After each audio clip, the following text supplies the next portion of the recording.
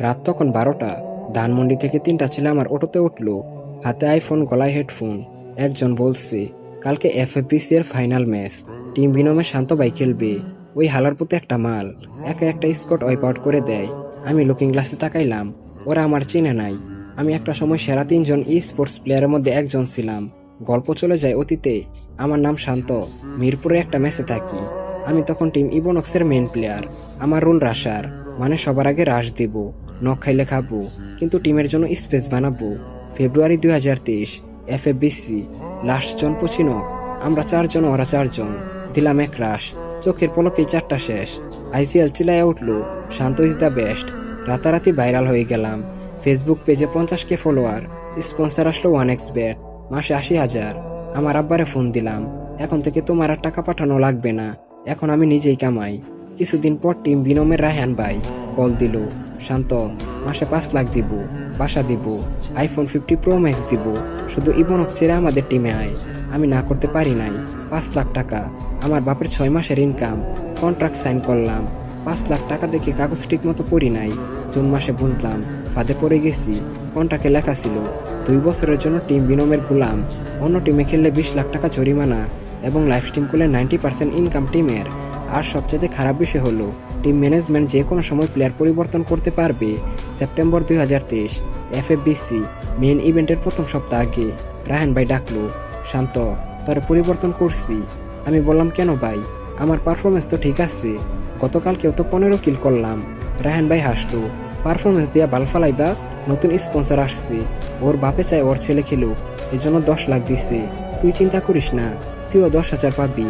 তুই শুধু পোলাপানের পানি আনবি। আর হ্যাঁ, সোশ্যাল মিডিয়াতে কিছু বলবি না, বললেই 20 লাখের মামলা। আমি 19 বছরের ছেলে, 20 লাখ টাকার মামলা শুনে হাত পা ঠান্ডা হয়ে যায়। এফএফবিসি ফাইনাল ম্যাচ, আমার জার্সি পরে আরিফ খেলছে, কিন্তু ওইটা আমি না। ম্যাচ শেষে আমাকে 10,000 দেওয়া হলো। ঢাকা শহরে ম্যাচ বাড়াই 4,000। খাওয়া দাওয়া সহ কোন দিক দিয়ে 10,000 চলে যায় বুঝতেই পারি না। আমাকে দিয়ে পানি আনায়, জার্সি দোয়ায়, এমনকি রাত 3টায় নুডলসও বানায়। কি থেকে কি হয়ে গেলাম। ডিসেম্বর 2024, সুইসাইড করতে গেছিলাম।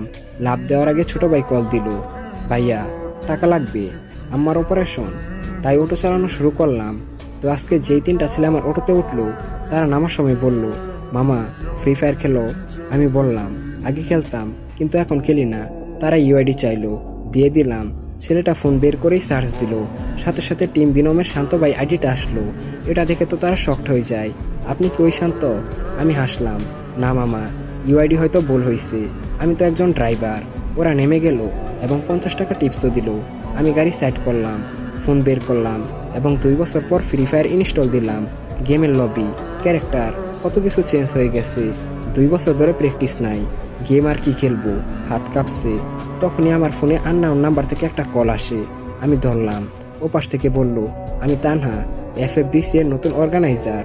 আমরা আপনার 2023 সালের একটা ক্লিপ দেখলাম, চোখের পলকে একটা স্কট ওয়াইপ আউট করে দিলেন, আর আপনি গায়েব কেন? এটা শুনে আমি বললাম, আপু আমি একটা সমস্যায় আছি। ওপাশ থেকে মেয়েটা বলল, আপনি তো একটা সময় ই স্পোর্টস কমিউনিটিতে বেশ রাশার ছিলেন।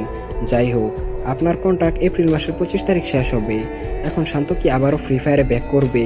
আর তানহা নামের মেয়েটা শান্তর কন্ট্রাক্ট সম্পর্কে কিভাবে জানলো, সেসব জানতে হলে দ্বিতীয় এপিসোডের জন্য ওয়েট করতে হবে। আর হ্যাঁ গাইস, এই ভিডিওটা তোমাদের কেমন লেগেছে সেটা অবশ্যই কমেন্ট করে জানিও।